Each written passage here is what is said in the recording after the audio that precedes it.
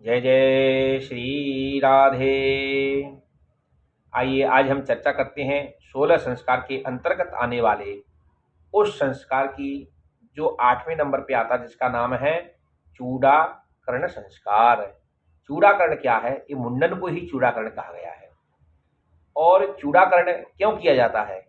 क्योंकि इसमें विशेष रूप से इससे इस संस्कार में मतलब है कि इससे शिखा रखी जाती है। सीधी सीधी बातें हैं। और ये प्रत्येक जाति के लिए तो विशेष रूप से कहा गया है। यद्यपि यह एक हिंदू धर्म की पहचान है।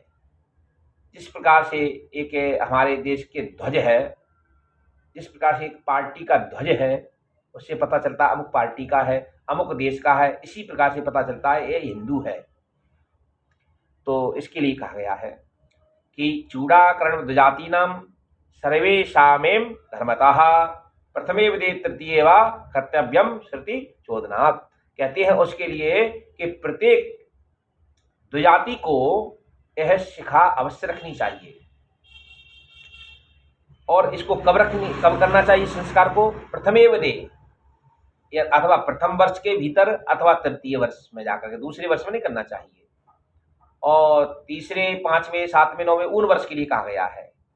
यद्यपि इसको जल्दी कर लेना चाहिए। पारशुक्ल ग्रही सूत्र आदि में भी यह वर्णन आया है।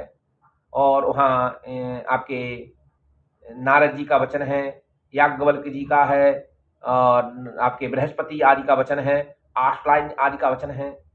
तो याज्ञवल्क्य जी ने तो इतना तक कह दिया है कि चूड़ा कार्या यथाकुलम, जैसे कुल की परंपरा है वैसे कर लेना चाहिए, पर करना अवश्य चाहिए।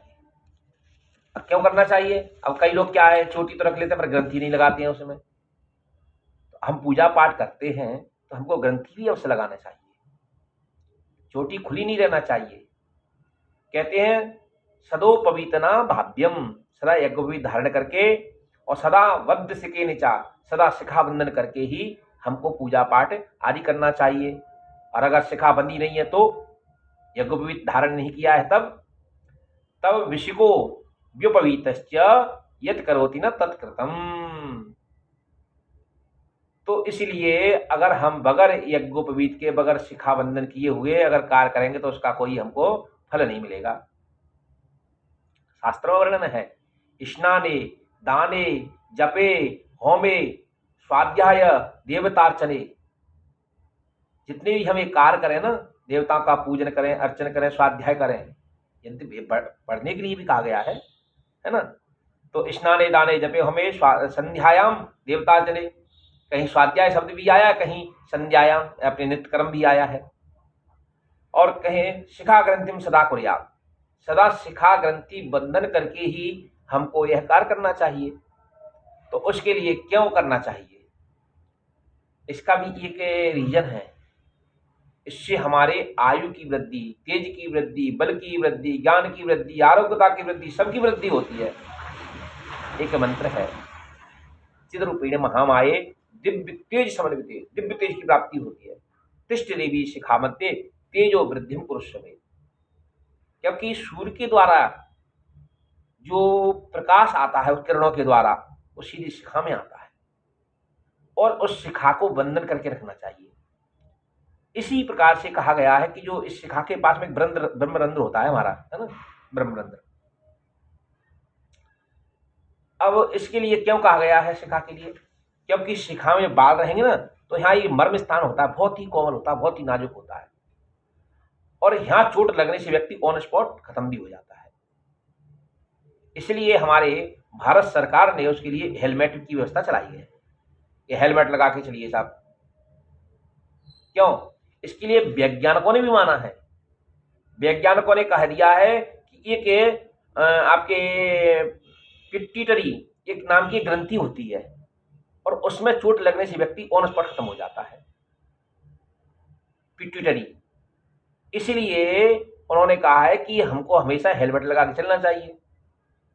उसी बात को लेकर के हमारी सरकार उसको नियमों को फॉलो कर रही है।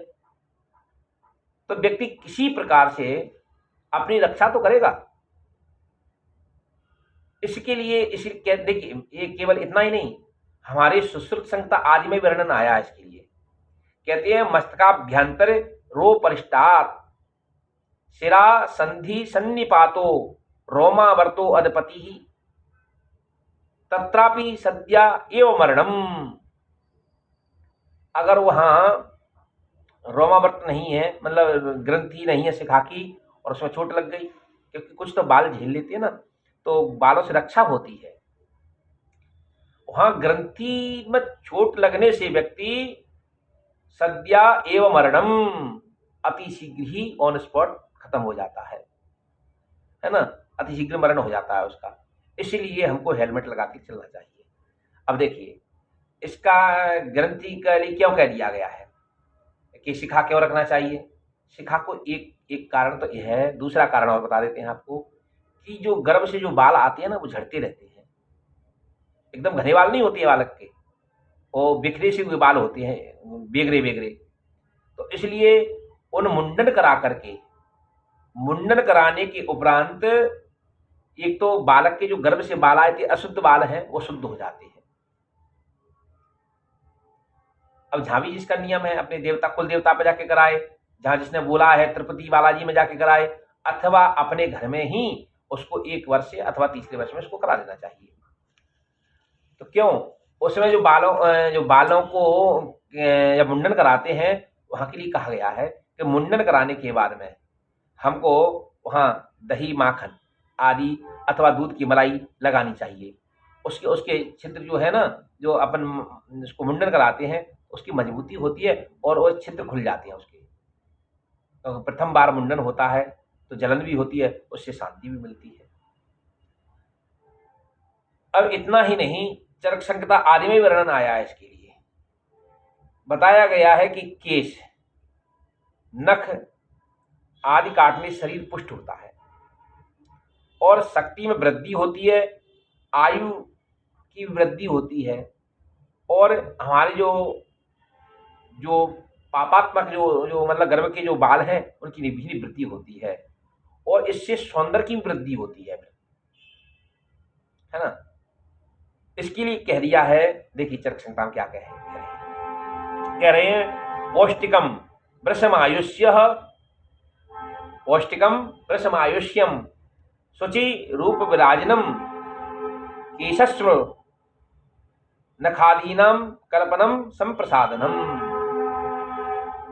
तो केशस्व मस्त्र नखादीनाम को कह दिया है कि केश भी कह दिया है, नख भी कह दिया है ना।